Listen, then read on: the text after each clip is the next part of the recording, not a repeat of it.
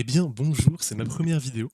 Et pour ma première vidéo, je me suis dit que j'allais faire simple et on va parler de l'actualité. Effectivement, on est dans la dernière ligne droite avant la version 3.0. On s'y approche de plus en plus. On a eu un trailer qui ont teasé des personnages qui ont déjà été teasés auparavant. On avait vu beaucoup de personnages.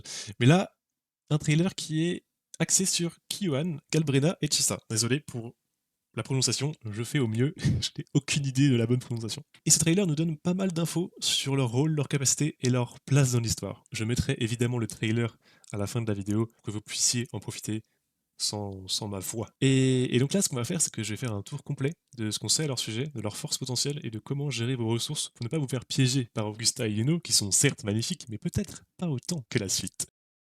Avant d'entrer dans le vif du sujet, comme c'est ma première vidéo sur la chaîne, je voudrais marquer le coup. Et donc pour ce faire, je lance un petit giveaway. Un abonnement Lunit, qui est l'équivalent d'une faveur, qui vaut à peu près 6 euros. Et pour participer, vous avez deux choses à faire. Vous abonner à la chaîne et laisser n'importe quel commentaire sous la vidéo. Je tirerai au sort parmi les abonnés et je contacterai le gagnant directement. Ça me permettra de vous remercier dès le début et de lancer la chaîne sur une bonne note. Donc, je pense clairement que les actes à venir vont marquer la fin de l'acte de Renacita. D'après les titres des quêtes révélées, et surtout l'ambiance qu'on a, c'est-à-dire qu'on a Augusta et tous les personnages qu'on a rencontrés depuis le début de Renacita qui vont être réunis pour une bataille finale. Un peu comme à Jinzu à l'acte 6, je sais pas si vous vous souvenez, mais sûrement dans des dimensions bien plus grandes. Donc on peut deviner une fin d'arc. Et pour sonner la fin de cet arc de Renacita, on va accueillir Kyoan, Galbrena et Chisa. Kyoan et Galbrena seront introduits dans la prochaine mise à jour, et on s'y attendait parce que leur design laissait deviner leur rôle et restait dans l'ambiance de Renacita. Mais Chisa, elle, sort complètement du style des autres personnages. C'est-à-dire que son apparence est complètement différente. Et on peut se dire que c'est elle qui nous guidera après la conclusion de Renacita. Donc vous pourrez utiliser cette information-là pour économiser et préparer vos ressources en fonction de qui vous attendez. Donc on va commencer avec Galbrena. Elle est attendue en 2.7 et elle sera sans aucun doute une manieuse de pistolet, fusion 5 étoiles. Visuellement, elle en impose, elle a une allure agressive, mais plus important encore, la nouvelle bande-annonce a révélé qu'elle pourrait avoir une mécanique de transformation via, alors c'est de la traduction, la délibération, ou bien une compétence qui lui permet de déployer une petite aile sombre d'un côté et une grande aile de flamme bleue de l'autre, renforçant encore un design vraiment spectaculaire. Donc c'est difficile de dire si ça va impliquer un combat aérien, mais au minimum, ça sera une forme secondaire qui va maximiser ses dégâts. Pour son rôle, il y a plusieurs options. Elle pourrait être notre premier vrai main DPS fusion premium, ce qui serait un peu inédit, parce que jusqu'à là, les persos fusion 5 étoiles sont plutôt orientés burst, rapide, switch. On a la fameuse team fusion Shangli, Cantarella, pas du tout. On a la team fusion Shangli, Lupa et Brand. Si c'est le cas, elle pourrait peut-être remplacer Shangli pour plus de dégâts, mais elle serait aussi sûrement ouverte à d'autres teams. Sinon, l'autre possibilité, c'est qu'elle serait un sub DPS, un énième, basé sur les dégâts sur la durée. Étant donné ses mécaniques de transformation, il y a peu de chances qu'on en arrive là. Personnellement, j'adorerais qu'elle soit main DPS et qu'elle dépasse tout ce qu'on a vu et qu'elle soit très brutale, et que les persos qui arriveraient par la suite lui serviraient de sub DPS ou de support. Mais bon, on n'en est pas sûr, donc je vous en parle, il y a une possibilité pour qu'elle soit dot. Il y en a qui pensent qu'elle pourrait remplacer Shangli, mais personnellement, je pense vraiment pas. Ça serait vraiment un coup de com nul, vraiment dégueulasse même. Et il n'y a pas grand monde qui va remplacer Shangli pour plus de dégâts. C'est le même perso, et puis Shangli est pareil. Enfin, la Team Fusion se construit sur la durée, c'est-à-dire que Lupa est assez récente, et là, la team est finie. C'est-à-dire qu'on a une super bonne team qui est complète et qui a peu de faiblesses. Donc, ce serait vraiment pas intéressant de ramener un sub DPS un peu plus violent que Shangli. Donc non, je pense que ça va être complètement autre chose. Une mécanique de transformation, des dégâts brutaux, et on aura moins ce système de switch très dynamique, qui peut plaire à beaucoup de personnes, mais qui dégoûte certaines autres. Et tout le monde pourra donc trouver chaussure à son pied avec l'élément fusion, donc c'est une très bonne nouvelle.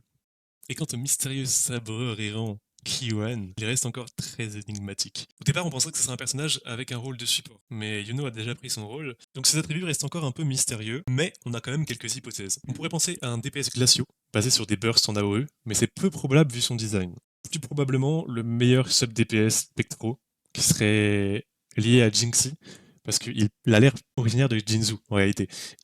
Et ça serait très probable et ça paraît vraiment le bon morceau de puzzle.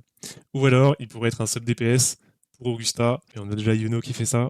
Donc franchement, il y a de grandes chances qu'il soit là pour redorer un peu le blason de Jinxie. Peut-être que tout le monde se trompe, peut-être que c'est n'importe quoi. Encore une fois, toutes les informations que je donne sont à prendre avec des pincettes parce que ce ne sont que des spéculations, des constructions sur un raisonnement logique, mais tout peut être détruit en une seule phrase, en une seule vidéo. Donc à mon avis, ça serait un DPS Spectro qui serait là pour donner un petit coup de boost à Jinxie et et avoir une très belle synergie.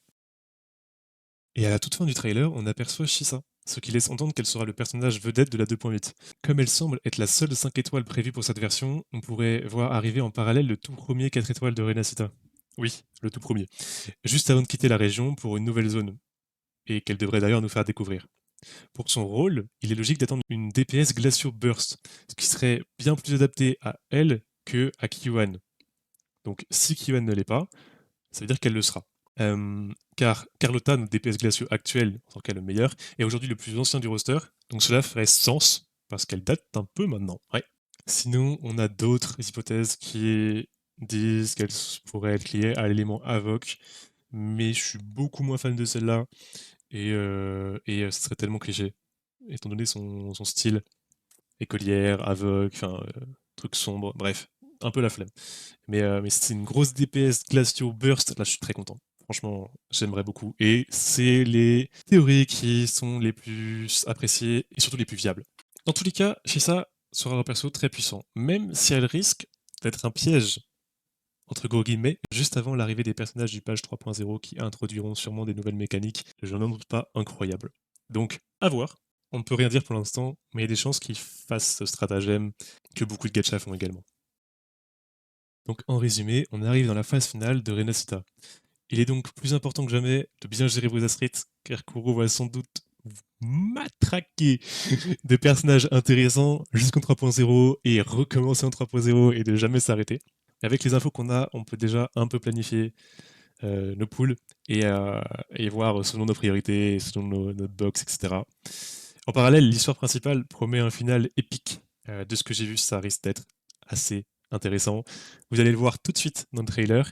Et les mises en scène, franchement, sont de plus en plus stylées. Je ne passe pas une seule quête d'histoire sans m'émerveiller et reculer un peu ma chaise et sourire, parce que c'est du travail, mais monstrueux. Et même les trailers qui sortent sur YouTube sont vraiment magnifiques. Bref, entre personnages et quêtes principales, les versions à venir s'annoncent incroyablement riches pour tous les joueurs. Merci de vous avoir suivi. N'oubliez pas de vous abonner, ça m'aidera énormément. Première vidéo. J'espère que la deuxième sera incroyable. J'espère que celle-là sera bien reçue. Bienvenue à tous ceux et merci énormément à tous ceux qui sont restés jusqu'à maintenant. Franchement, ça me touche énormément. J'espère pouvoir améliorer mon contenu, améliorer mon micro et améliorer toutes les informations que je pourrais vous donner, construire un Discord et une petite communauté autour de tout ça. Ça me ferait énormément plaisir et j'aimerais que ça vous fasse plaisir également. N'hésitez pas à mettre un like et franchement, critiquez-moi en commentaire si vous avez des choses à dire sur certains trucs que je pourrais améliorer, telle ou telle chose, ou même des commentaires sur la vidéo en elle-même. C'est possible ça aussi. N'hésitez pas, franchement, dites-moi tout ce qui vous passe par la tête. Et à bientôt!